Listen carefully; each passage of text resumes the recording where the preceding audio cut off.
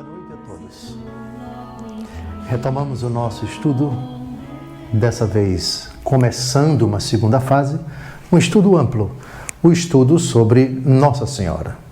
O estudo sobre Nossa Senhora comporta a fundamentação bíblica da intercessão a Nossa Senhora, assunto para o qual já dedicamos vários programas, e os títulos de Nossa Senhora, e não são poucos, na tradição católica de 2000 anos de história, muitos atributos à Igreja, à piedade popular, os santos, os mártires, os confessores, todos os que nutriram afeição, afeto, amor, devoção a Nossa Senhora, criaram com fundamentação bíblica e foram incluídos esses títulos em orações, em novenas, em muitas manifestações de piedade a Nossa Senhora.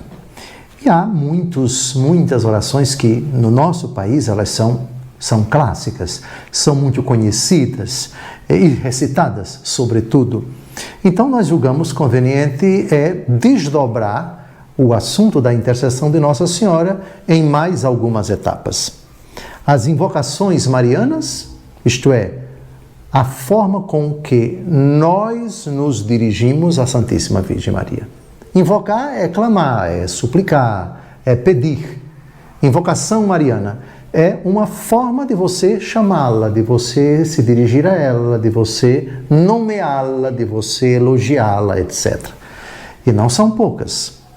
Nós vamos começar esse estudo pela Salve Rainha, que é uma das devoções mais conhecidas e mais recitadas de Nossa Senhora. Vou agora rezar com vocês a Salve Rainha, e ela vai aparecer na tela do seu computador, do seu celular. Essa oração você católico sabe de cor, e depois nós vamos começar a explicar, buscar fundamentos na Escritura para esses títulos tão bonitos que nós encontramos na Salve Rainha. Depois, a ladainha de Nossa Senhora, vai ser mais para frente, porque vamos precisar de alguns programas, de vários programas só para a Salve Rainha. Depois, as solenidades, festas e memórias litúrgicas ao longo do ano litúrgico dedicadas a Nossa Senhora. Solenidades, festas e memórias. E isso vai precisar de tempo, sem dúvida alguma. Vai ser bom. Por que muito bom? Porque vai ser mais do que bom, vai ser muito bom. Porque a gente vai encontrar na própria palavra de Deus fundamentos que muitas pessoas não conhecem. Pensemos, por exemplo, na ladainha de Nossa Senhora, Refúgio dos Pecadores. Um dos muitos títulos que nós recitamos na ladainha. Em que sentido Nossa Senhora é refúgio dos pecadores? O que é um refúgio? O refúgio é um lugar onde você, ameaçado, se esconde. E onde você se esconde é o lugar que você reputa que você está seguro, que o inimigo não vai tocar em você. Aliás, ele nem sabe que você está ali. Ou se sabe, ele não chega nem perto, porque você está refugiado. Você está intocado, digamos assim. Você está num ambiente protegido. Muito interessante isso. Muito interessante. Rainha dos Mártires, refúgio, rainha dos patriarcas. Quem são os patriarcas na Bíblia? São José é um patriarca. Maria Santíssima, rainha do esposo dela. São todos os santos do Antigo Testamento a quem foi confiada a tarefa de liderar, estar à frente do povo de Deus. Abraão, Isaac, Jacó, os 12 patriarcas das 12 tribos de Israel, Moisés e tantos outros. Pois bem, vai ser um estudo muito interessante. Vamos então à recitação da Salve Rainha, bem devagar, oração que você seguramente já sabe. E se não sabe, está assistindo pela primeira vez, desconhece essa oração milenar da Igreja, recite agora conosco. Salve Rainha, Mãe de Misericórdia, vida, doçura, esperança, nossa salve. A vós bradamos os degredados filhos de Eva. A vós suspiramos, gemendo e chorando neste vale de lágrimas. Eia, pois, advogada nossa, esses vossos olhos misericordiosos a nós volvei, e depois deste desterro mostrai-nos Jesus. Bendito o fruto do vosso ventre, ó clemente, ó piedosa, ó doce sempre Virgem Maria. Muitos anos depois que a Salve Rainha foi recitada, graças sobretudo a São Bernardo de Claraval, foi colocado este finalzinho da Salve Rainha: rogai por nós, Santa Mãe de Deus, para que sejamos dignos das promessas de Cristo.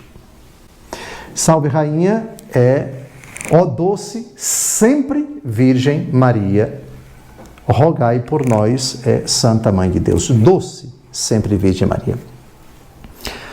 Então o estudo de hoje começa exatamente, salve é uma palavra que significa saudações, ou alegra-te, ou ave. Salve é um vocativo que saúda uma determinada pessoa. Na moeda, no dólar, na moeda da Inglaterra, é God save the Queen. Deus salve a rainha. Mas salve aqui me parece que tem dois sentidos. Deus salve no sentido de salvá-la, e Deus salve a rainha, o próprio Deus saúde a rainha. Deus saudando a rainha. Bem, essa expressão dirigida à rainha da Inglaterra na moeda inglesa não é novidade, porque ela já se encontra na própria palavra de Deus, dirigida a Nossa Senhora, Ave Maria, ou Salve Maria, e também dirigida ao próprio Deus. Deus salve, ó Deus, Ave, ó Deus, é uma saudação. É uma saudação que exalta, que dignifica, supondo, obviamente, que ela é dirigida com uma certa alegria. Não é uma saudação triste, é uma saudação de exultação. É uma saudação que quem a faz com alegria, a faz com felicidade. Então, dispensamos o salve. E já entramos na primeira objeção apresentada por alguns protestantes. Eu repito, nós somos evangélicos e os evangélicos vão buscar nos evangelhos, na Santa Palavra de Deus, a fundamentação para a sua fé. Rainha, como eu disse no programa anterior, o único rei da nossa vida é Deus. Jesus Cristo é o Rei dos Reis, é o Senhor dos Senhores, diz o livro do Apocalipse. O Salmo diz a respeito de Deus: Deus é Rei e vestiu-se de majestade. Tu dizes: eu sou Rei, e de fato eu o sou, diz nosso Senhor Jesus Cristo, a autoridade que quer condená-lo à morte.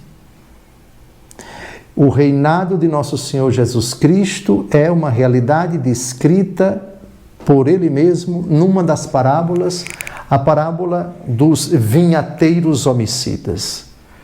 Não queremos que Ele reine sobre nós, dizem as personagens fictícias dessa parábola. Na 1 Coríntios capítulo 15, o apóstolo Paulo diz: é necessário que Ele reine. E por aí vai. Ou seja, rei, propriamente falando, eu disse propriamente, prestem atenção. Propriamente falando, o único rei da nossa vida é Deus. O único que triunfa na nossa vida é Deus. Então, por que atribuir esse título rainha a uma criatura, a Nossa Senhora? Antes de tudo, uma colocação. Na palavra de Deus, dependendo do contexto, as expressões podem ser tomadas ao pé da letra, no sentido estrito, mas dependendo do contexto, elas são utilizadas, elas devem ser entendidas em sentido translato, em sentido derivado, ou seja, não em sentido estrito. E aqui eu vou citar nada mais, nada menos do que sete textos da Escritura neste sentido, mostrando que não apenas Nossa Senhora reina, Nossa Senhora é rainha, mas todos os eleitos de Deus. Não há, portanto, nenhuma contradição entre chamar Deus de rei e chamar as criaturas de reis e rainhas. É muito importante a gente compreenda o contexto. O que se aplica para Deus num sentido estrito não pode ser aplicado a ninguém no sentido derivado. Então, rei, em sentido estrito, na Bíblia, é uma expressão exclusiva de Deus. É uma expressão que só pode ser aplicada a Ele. Mas no sentido derivado, se aplica a todas as criaturas redimidas pelo sangue de Cristo. Vamos começar, então. Aqui são 7 textos. Estamos a provar que não há nenhum contratempo, não há nenhuma contradição, não há nenhum conflito, não há nenhuma blasfêmia em utilizar o título de rainha para Nossa Senhora. Segunda carta de São Paulo a Timóteo, capítulo 2, versículos de 11 a 12. Eis uma verdade absolutamente certa. Se morrermos com Ele viveremos. Se soubermos perseverar, com Ele reinaremos. Atenção, é isso que interessa. Com Ele reinaremos. Se, porém, o renegarmos, Ele nos renegará. Se formos infiéis, Ele continua fiel e não pode desdizer-se. O que nos interessa aqui? Se soubermos perseverar, com Ele reinaremos. Reparem que o texto da Escritura, que acabamos de ler, está na primeira pessoa do plural. Reinaremos. Isso quer dizer que a pessoa que está falando se inclui no verbo e inclui outras pessoas. Portanto, é um verbo que não é exclusivo de Jesus. Jesus Cristo reina? Sim, mas nós reinaremos. Só que, eu repito aquilo que eu já disse ainda há pouco, o reinado de Jesus é num sentido estrito, o nosso é num sentido derivado. Com Ele reinaremos. Repare que o texto foi muito feliz. Reinaremos com Ele. Portanto, do reinado dele, nós participaremos. Na verdade, Ele reina em sentido estrito e nós reinamos com Ele. Participamos da sua realeza. Participamos do seu reinado. Está claro? Muito bem. Depois, Apocalipse de São João, capítulo 20, versículos de 4 a 6. Apocalipse 20, de 4 a 6. Vi também tronos, sobre os quais se assentaram aqueles que receberam o poder de julgar. Eram as almas dos que foram decapitados por causa do testemunho de Jesus e da palavra de Deus. E todos aqueles que não tinham adorado a fera ou sua imagem, que não tinham recebido o seu sinal na fronte nem nas mãos. Eles viveram uma vida nova e reinaram com Cristo por 1000 anos. Os outros mortos não tornaram a vida até que se completassem os 1000 anos. Essa é a primeira ressurreição. Feliz e santo é aquele que toma parte na primeira ressurreição. Sobre eles a segunda morte não tem poder, mas serão sacerdotes de Deus e de Cristo, reinarão com Ele durante 1000 anos. Quando estudamos o Apocalipse, nós já explicamos o sentido desses 1000 anos. Não é o momento aqui de repetir. E a reta interpretação dessa passagem, do capítulo 20 de São João, é importante porque graças a essa passagem surgiu uma heresia que durou muito tempo na igreja, o milenarismo, nos primeiros séculos da igreja. Não vamos tratar do milenarismo, mas o que interessa aqui são as expressões do capítulo 20, versículos 1000 anos, versículo 4 e versículo 6. Reinaram com Cristo por 1000 anos. Então, os fiéis que pertencem a Cristo reinam com Ele. É um reinado derivado. Derivado do reinado no sentido estrito, que só pode se aplicar a nosso Senhor Jesus Cristo. Ele é o rei em sentido estrito. O Pai também reina. Vejam que no Pai Nosso, o que é que nós recitamos? Venha a nós, o Pai, venha a nós o vosso reino. Então, é correto falar do reinado de Maria, é correto falar do reinado de São José, é correto falar do reinado da igreja, é correto falar do reinado de qualquer pessoa que está em Cristo. Reinaremos com Ele, diz o apóstolo Paulo, e aqui o apóstolo João, reinaremos com Ele. Reinarão com Ele. Terceiro texto, Apocalipse capítulo 22, versículo 25. Talvez esse seja o texto mais contundente sobre Nossa Senhora, Rainha do céu e da terra. Apocalipse capítulo 22, versículo 5. Já não haverá noite, nem se precisará da luz da lâmpada ou do sol, porque o Senhor Deus a iluminará e hão de reinar pelos séculos dos séculos. Pronto, Nossa Senhora está no céu. A realeza dela vai durar quanto tempo? Pelos séculos dos séculos. Por toda a eternidade. Todos os que estão com Cristo na glória reinam com Ele pelos séculos dos séculos. Mas tem mais. Apocalipse capítulo 1, versículo 6. A partir do finalzinho do versículo 5. Aquele que nos ama, que nos lavou de nossos pecados no seu sangue e que fez de nós um reino de sacerdotes para Deus e seu Pai, glória e poder pelos séculos dos séculos. Amém. Reino de sacerdotes para Deus. As Escrituras chamam aqueles que estão com Cristo e que são chamados a triunfar na glória, um reino de sacerdotes.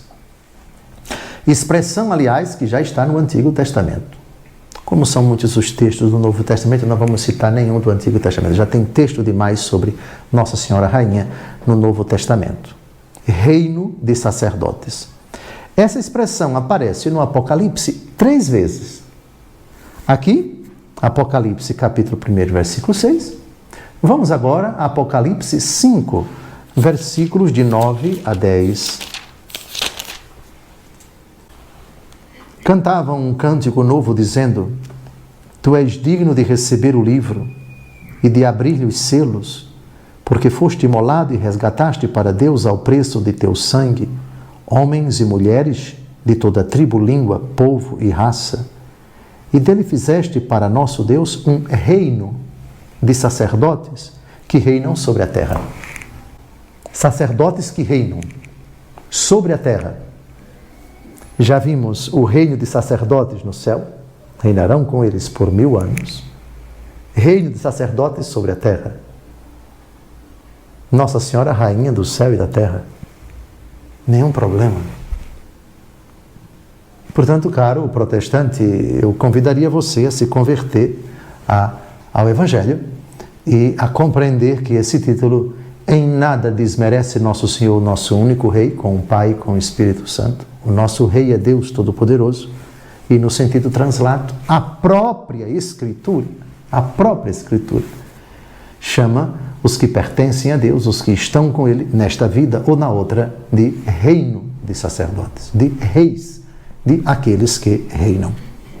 Apocalipse 19, de 5 a 6, do trono, saiu uma voz que dizia: cantai ao nosso Deus, vós todos seus servos que o temeis, pequenos e grandes. Nisso ouvi como que um imenso coro, sonoro como o ruído de grandes águas, e como o ribombar de possantes trovões, que cantava: Aleluia! Eis que reina o Senhor nosso Deus, o dominador. Atenção, atenção, vejam, em sentido estrito, quem é que reina? Porém, alegremo-nos, exultemos e demo-lhes glória, porque se aproximam as núpcias do Cordeiro, sua esposa está preparada, foi-lhe dado revestir-se de linho puríssimo e resplandecente, pois o linho são as boas obras dos santos. O próprio Apocalipse se encarrega de colocar a realeza do Senhor Deus em sentido estrito, sem, porém, esquecer do reino de sacerdotes, daqueles que reinarão com ele. Então, vejam, eu só pediria, pela enésima vez, que não se lesse um texto da Escritura de forma isolada.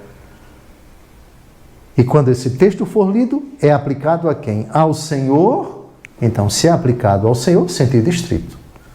Mas se essa mesma expressão, reinado, ou se esse mesmo verbo, reinar, é aplicado às criaturas, é noutro sentido. Tem mais. 2 Timóteo, capítulo 4, versículos de 7 a 8. Esse texto é importante, por quê? Porque é um texto que São Paulo redigiu poucos meses antes de morrer. E é um texto que faz alusão a uma realidade que, estritamente falando, materialmente falando, é reservada a um rei ou uma rainha. A coroa. Quem é coroado? O rei. Quem é coroada? A rainha. Muito bem, vejam a expressão do apóstolo Paulo em 2 Timóteo, capítulo 4, de 7 a 8, a despedida dele, ele já se despedindo, os exegetas chamam esse texto aqui, que vamos ler agora, de testamento espiritual do apóstolo. É um texto muito bonito, muito comovente.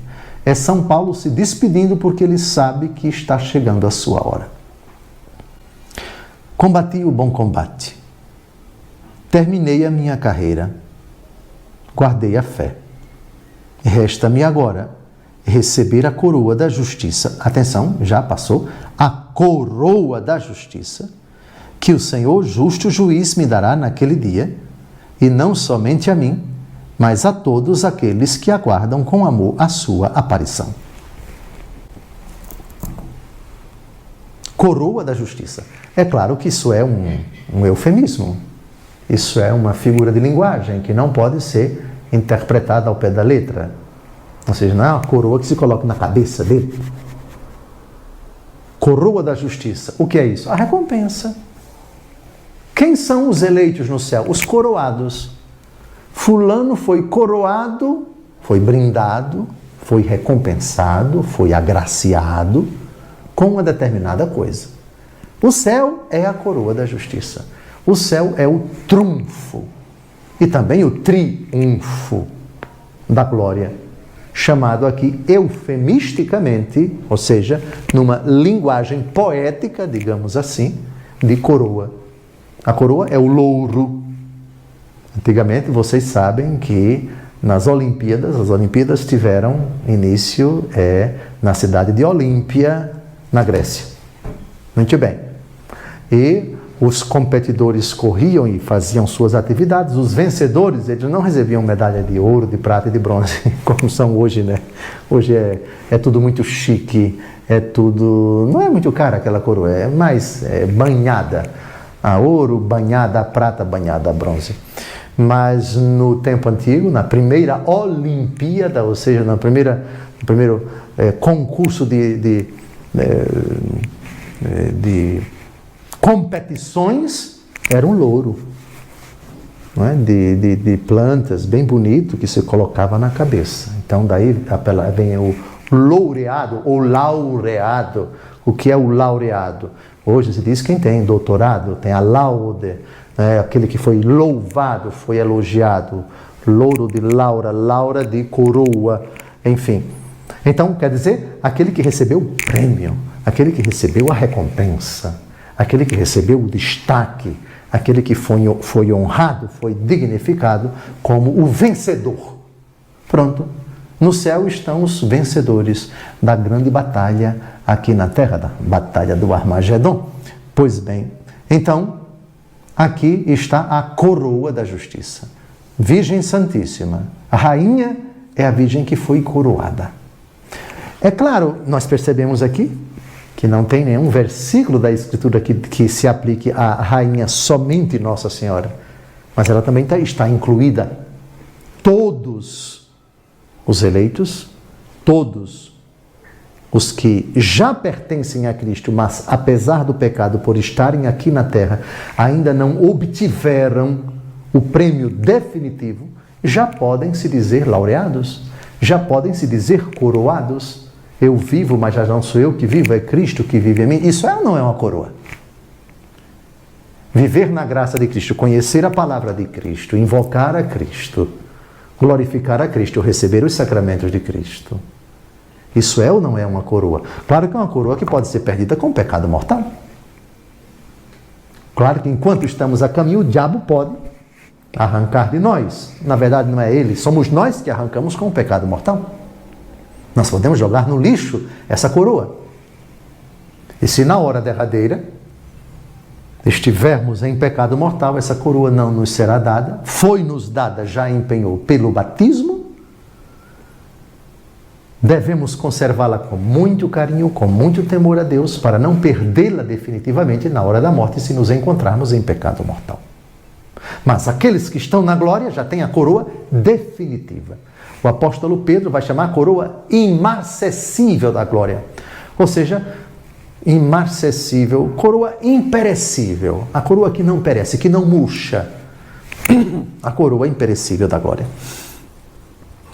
Dom José, o senhor não acha que mastigou muito, não, Nossa Senhora Rainha? Não mastiguei coisa nenhuma. Porque quando certos títulos são contestados, a gente tem que mastigar tanto para que não paire dúvida. Eu falei aqui 7 textos a respeito de Nossa Senhora Rainha. Repito, 7 textos se aplicam a toda a igreja. Reinaremos com ele, reinaram com ele durante 1000 anos, nós reinaremos, etc. A coroa da justiça e assim por diante. Então, salve Rainha. Agora, salve Rainha, mãe. Primeiro mãe, para depois mãe de misericórdia. Por que a gente tem que parar em mãe? Porque nem todos os cristãos chamam Nossa Senhora de mãe. Essa é a verdade. Existe um fundamento bíblico para que a gente diga, ela é minha mãe, ela é nossa mãe, mais do que explícito. É um fundamento escancarado. É um fundamento que só não vê quem não quer. Evangelho de João, Evangelho segundo João, capítulo 19, versículos de 26 a 27. Quando Jesus viu sua mãe e perto dela o discípulo que amava, disse à sua mãe: mulher, eis aí teu filho. Depois disse ao discípulo: eis aí tua mãe. E dessa hora em diante, o discípulo a levou para a sua casa. Aqui é uma agressão violenta, eu diria mais do que criminosa ao texto, insinuar que São João, que era o discípulo que Jesus amava, que estava aqui ao lado de Nossa Senhora na cruz, uma das poucas pessoas que não fugiram, porque todos fugiram, todos se mantiveram à distância. Todos ficaram bem longe, mas São João não. Nossa Senhora não. E juntamente com Maria, mulher de Cleofas, e Maria Madalena. Essas, conforme diz o versículo 25, essas não fugiram.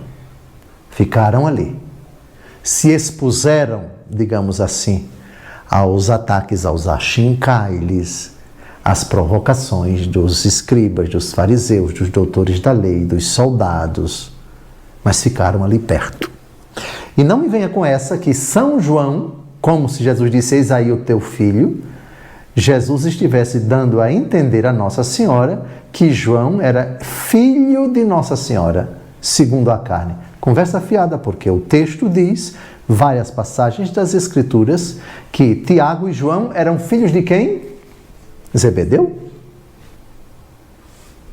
Filhos de Zebedeu, não de São José. E a Escritura em nenhum momento diz que Jesus é filho de São José, mas filho de Nossa Senhora, filho adotivo de José. Muito bem. Então, João aqui representa toda a igreja. O discípulo que Jesus amava. Eis aí a tua mãe. Jesus diz isso a um apóstolo que não era seu irmão consanguíneo, mas vamos chamar um primo seu. Pedro não era da família de Jesus, como vários apóstolos não eram da família de Jesus, mas podemos até chamar esses dois de parentes próximos de Jesus. Muito bem. Então, Tiago e João eram filhos de Zebedeu, não eram filhos de Nossa Senhora. Logo, quando Jesus diz, eis aí tua mãe, Jesus não está falando a um irmão seu, Jesus está falando a um discípulo que ele amava, que certamente representa toda a igreja. E outra coisa, alguém pode até dizer, não, está certo, eis aí a tua mãe. Jesus está se dirigindo então somente àquele rapaz que vai morrer daqui a alguns anos. Então o legado de Jesus foi só para ele, não foi para a igreja. Como assim? Mas o texto diz, o discípulo que Jesus amava. Jesus só amou João. Evangelho segundo João, capítulo 13, tendo amado os seus que estavam no mundo, amou-os até o fim. Jesus nos ama a todos. Portanto, o discípulo que Jesus ama, esse Jesus ama os discípulos que amam a ele. O amor de Jesus é por todos os seus discípulos, não é somente por João. Logo, o legado de Jesus aqui, eis aí a tua mãe, não é somente para a pessoa de João. E logo, o que o texto diz, que aliás foi escrito pelo próprio João, e a partir desse momento o discípulo a recebeu na sua casa, claro, a tradição prova. Se vocês forem a Éfeso hoje e subirem uma colina muito bonita, vocês vão ver a casa de Nossa Senhora. A casa onde a Santíssima Virgem conviveu com o apóstolo João, até o seu desenlace. Por outro lado, nunca Nosso Senhor Jesus Cristo diz alguma coisa para morrer com alguém. Ora, se Jesus diz uma coisa para morrer com uma pessoa, morreu com ele. Então feche isso daqui para balanço, porque isso daqui não tem mais nenhuma utilidade. Mas a palavra de Deus, céus e terra passarão, a minha palavra não passará. O legado, portanto, de Jesus tinha que ser para uma pessoa. Por exemplo, tu és Pedro e sobre esta pedra edificarei a minha igreja. Jesus não disse isso? E as portas do inferno não prevalecerão contra ele, eu te darei as chaves do reino dos céus. Tudo o que ligares na terra será ligado nos céus, etc. Aí vem um desavisado e diz, olha, Jesus deu esses poderes só a São Pedro. Portanto, quando ele morreu, acabou. Morreu com ele. Mas o que é isso? Sobre esta pedra edificaria a minha igreja. Jesus edificou uma igreja para morrer com Pedro? Quer dizer que quando Pedro morreu, a igreja desapareceu porque ele morreu? Mas o legado que Jesus entregou a Pedro tinha que perdurar no sucessor do ofício de Pedro. Sim, Pedro, esses poderes que Jesus confiou a você, enquanto você viver, você vai exercê-los. Mas esses poderes que ele deu para você vão perseverar na igreja individualmente nos seus sucessores. Então você vai morrer em Roma. O seu sucessor, Lino, vai ter os mesmos poderes que você. Depois Cleto, depois Anacleto. Depois todos os outros, até Papa Francisco e até o fim dos tempos. Portanto, o legado de Nossa Senhora, eis aí a tua mãe, quer dizer que foi somente para a pessoa de João. Isso é conversa fiada. É uma maternidade que haveria de ser exercida enquanto houver na face da terra os filhos de Deus, os discípulos que Jesus ama. Logo, Maria é mãe dos discípulos amados por Jesus e dos discípulos que amam Jesus. O discípulo que Jesus amava. Onde houver um discípulo que Jesus ama, ou seja, todos os seus seguidores, inclusive os protestantes, ela é mãe. Se o filho não quer reconhecer se ela é mãe ou não, aí é outro problema. Mas que Nossa Senhora é mãe dos discípulos que Jesus amava. Mas vamos usar agora dos discípulos que Jesus sempre amou, tendo amado os seus que estavam no mundo, amou-os até o fim. Maria é mãe de todos os redimidos em Cristo Jesus, de todos os discípulos que Jesus ama. Sobre mãe, eu acho que esse texto é mais que contundente, é mais que categórico, é mais que explícito. Mãe. Mas vamos avançar porque temos 20 minutos para tratar. Tem muita coisa pela frente ainda na Salve Rainha. Já que falamos de mãe, agora vamos à Mãe de Misericórdia. E agora, Dom José, como é que o senhor fundamenta a maternidade misericordiosa de Maria? Se considerarmos que misericórdia é um título que só se aplica a Deus. Eu já respondo educadamente, porque eu não posso me enfesar. Eu não posso pecar de jeito nenhum. De novo, essa distinção simples. Todas as categorias na Bíblia, quando aplicadas a Deus, devem ser interpretadas em sentido estrito. Mas quando essas categorias são aplicadas às criaturas, em sentido translato, em sentido derivado, em outro sentido. Vamos então, Efésios capítulo 2, versículos de 4 a 6. Mas Deus, que é rico em misericórdia, impulsionado pelo grande amor com que nos amou, quando estávamos mortos em consequência de nossos pecados, deu-nos a vida juntamente com Cristo. É por graça que fostes salvos. Aqui vocês já guardem, porque aqui também já está o fundamento para chamarmos Nossa Senhora Vida, Esperança, Nossa Salve. Vida. Vida. Mas não vamos tratar da vida agora não, tá certo? Vamos tratar da misericórdia. Bem, quem é rico em misericórdia? Deus. Em sentido estrito. Muito bem. Só que a expressão da Salve Rainha é Mãe de Misericórdia. E Nossa Senhora pode ser Mãe da Misericórdia?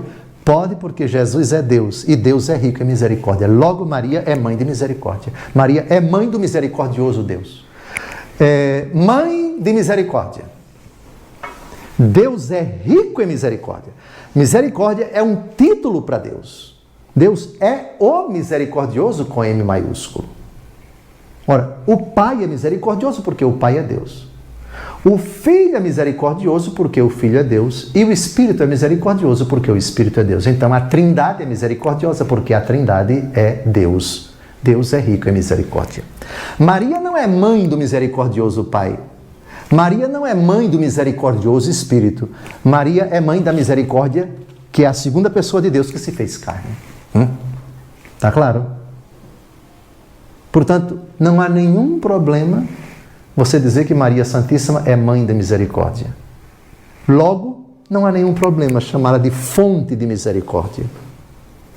Seja porque ela gerou o misericordioso Filho, Deus é rico em misericórdia, mas também, atenção, você pode chamar uma pessoa e relacioná-la com a misericórdia se ela pratica a misericórdia. Por exemplo, tem algum problema você chamar a sua esposa de Maria de Paciência, se sua esposa verdadeiramente é paciência? Qual é a dificuldade de você usar um complemento nominal para uma pessoa que tem, de fato, aquele nome que está no complemento? Então, João e Maria. É um casal hipotético. Ela é muito caridosa. E o marido a chama de Maria da Caridade. Qual é o problema se ela pratica a caridade? Agora, exatamente na questão da misericórdia. O que é uma pessoa misericordiosa?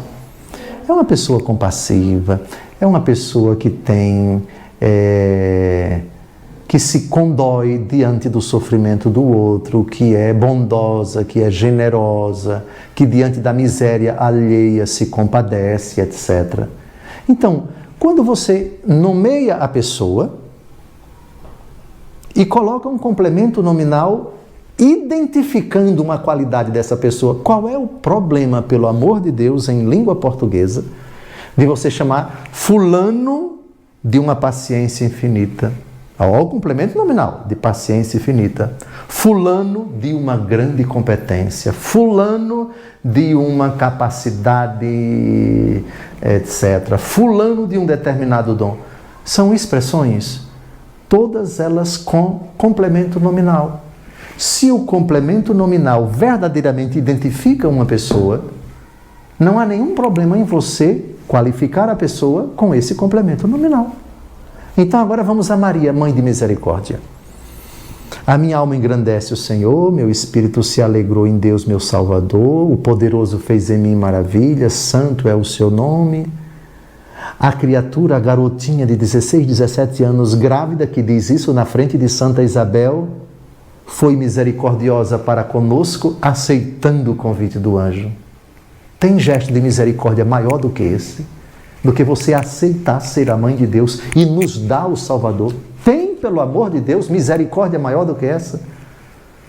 Portanto, dizer que mãe de misericórdia é exagero demais, porque é um título que só se aplica a Jesus, ao Pai e ao Espírito Santo. Não me venha com essa. Maria, Mãe de Misericórdia, no primeiro sentido, porque aquele que ela gerou é rico em misericórdia, Efésios, esqueceu, capítulo 2, Efésios capítulo 2, versículo 4, versículo 5, e misericórdia nesse outro sentido. Se esse qualificativo identifica uma pessoa, é correto chamá-la de fulana de misericórdia, ou fulana, se a pessoa é paciente, fulana de paciência, se a pessoa é compassiva, fulana de compaixão, fulana de bondade, fulana de generosidade, e assim por diante. Acho que já mastiguei o suficiente, e agora vamos somente ilustrar porque uma pessoa que é misericordiosa pode ser dita de misericórdia. Colossenses capítulo 3, versículo 12. Portanto, como eleitos de Deus, santos e queridos, revestivos, olha que bonito. Eu penso que essa expressão aqui, ela é forte, porque uma pessoa revestida de, ela está como que ensacada, toda dentro de uma realidade. Quando você se reveste de alguma coisa, um capuz, um sobretudo, um paletó como esse, eu estou revestido de paramentos, de roupas clericais. Então, eu estou dentro desta roupa. De certa forma, essa roupa me cobriu todo. É o sentido do, por favor, revestivos de entranhada misericórdia, de bondade, de humildade, doçura, paciência.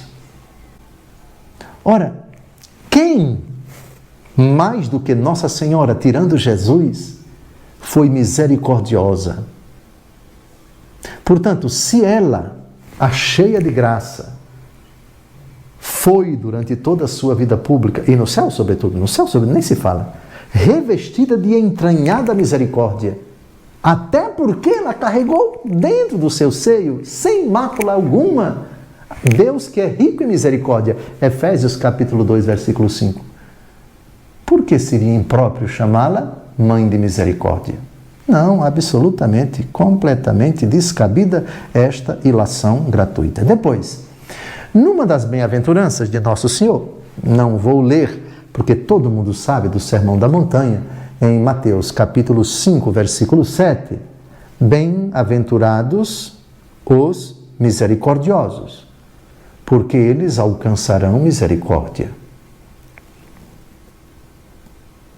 Mas tem um texto do livro do Eclesiástico, que a tradição é o último, sobre Nossa Senhora Mãe de Misericórdia, Eclesiástico 24, 24, eu pediria a você que gravasse na versão eletrônica, colocando, sei lá, uma tarjetinha amarela, ou na Bíblia física, pegue o seu papel, a sua caneta, o seu lápis, mas por favor destaque Eclesiástico, capítulo 24, versículo 24, um texto que a tradição da Igreja unanimemente atribui a Nossa Senhora.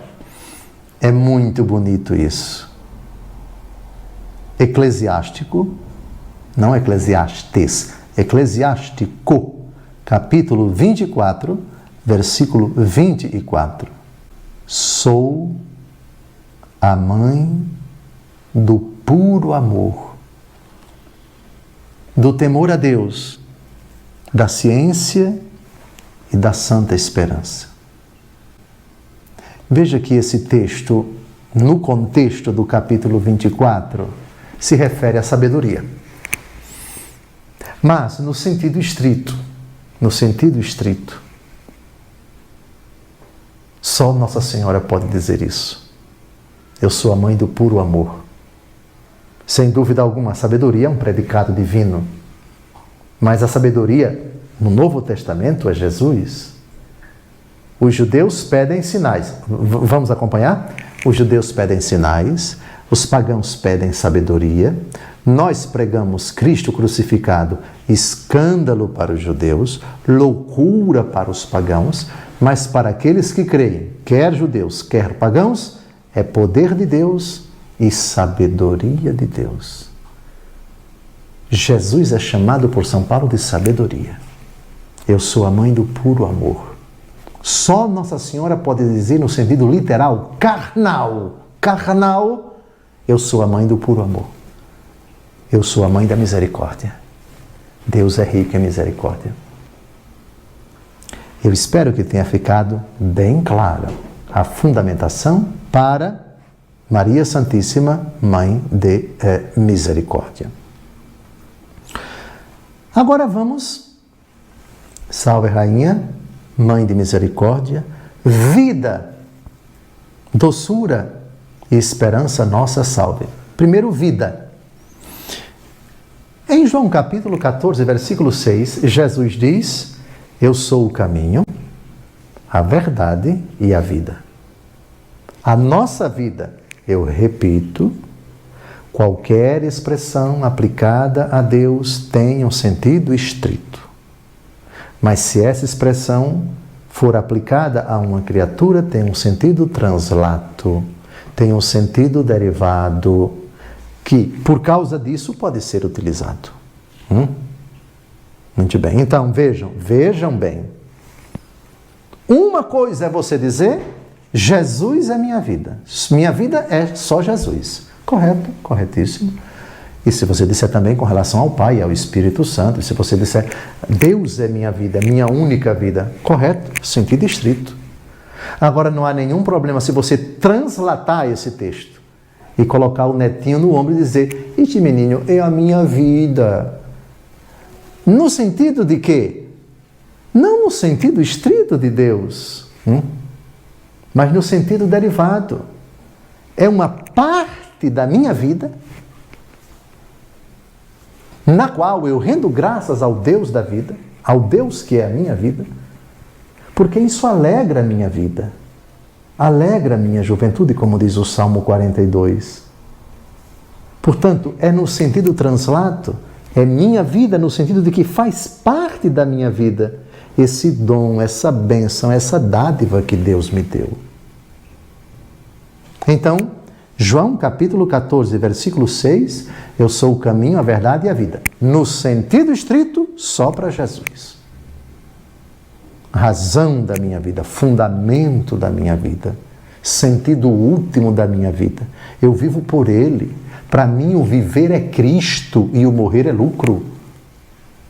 Esse é o sentido de vida, o sentido estritíssimo, que só se aplica a Deus. No sentido derivado, para nós provarmos que a expressão vida pode ser utilizada em sentido translato, eu retomo de novo a carta de São Paulo aos Tessalonicenses, capítulo 2, versículo 19. Aqui a gente percebe, todas essas expressões são, em sentido estrito, aplicadas somente a Deus, em sentido estrito. Mas no sentido translato, você pode aplicar para qualquer pessoa que pertença a Cristo, ou que contribua para que você busque Cristo, para que você encontre Cristo. Vejamos o texto.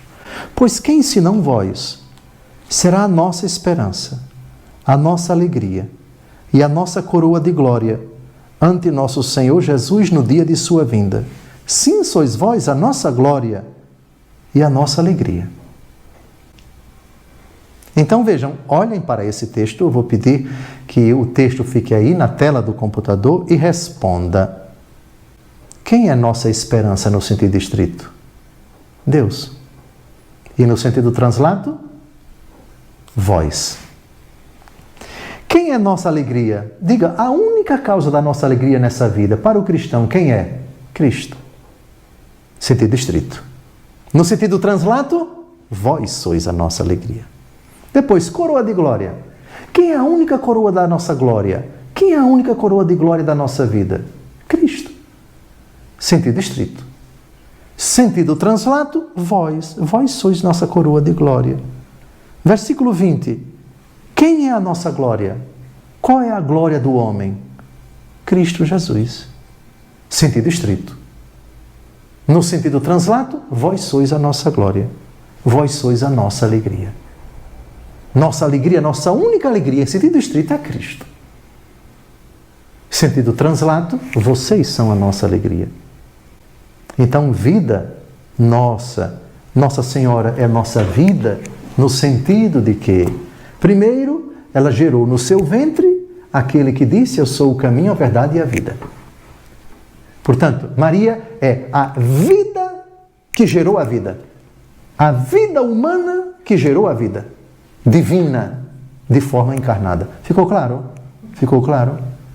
Portanto, não há nenhum problema chamar Nossa Senhora de vida, como também não há nenhum problema de você pegar o seu filhinho, o seu netinho, o seu marido, a sua esposa, no Senhor, e dizer, oh, minha vida. Mas, por favor, lembrando sempre, isso é o sentido translato. Isso é o sentido derivado que nunca pode ser interpretado em sentido estrito. É um sentido bem derivado. Então, Nossa Senhora é nossa vida, não no sentido que o Filho dela é nossa vida.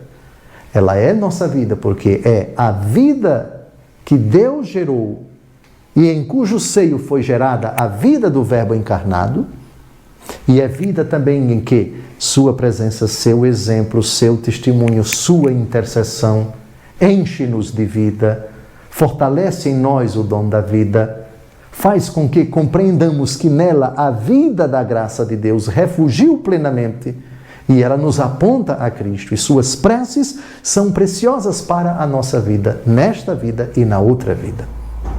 Portanto, chamar Nossa Senhora de vida nossa, não há nenhum problema com todos esses textos das Escrituras que acabamos de falar sobre os Tessalonicenses, capítulo 2, versículos de 19 a 20. São Paulo aplica em sentido derivado, em sentido translato, expressões que no sentido estrito só se aplicam a Deus. Boa noite a todos, até o próximo encontro, se Deus quiser. Vamos retomar com esperança, vida, doçura. Esperança, nossa salve. Vamos procurar na Bíblia Nossa Senhora doçura. Nossa Senhora é o doce da nossa vida. Tem fundamento bíblico? Tem, sim. Esperança nossa. Aliás, já tratamos de esperança nossa. Vamos retomar. Aliás, esse mesmo texto aqui, por favor, Pois se não vós, quem sois? Quem se não vós será nossa esperança? São Paulo fala para os cristãos de Tessalônica, vocês são nossa esperança. Não há nenhum problema. E todos os outros títulos, fiquem tranquilos, da Salve Rainha, tem fundamentação bíblica sim. Boa semana, até breve, se Deus quiser.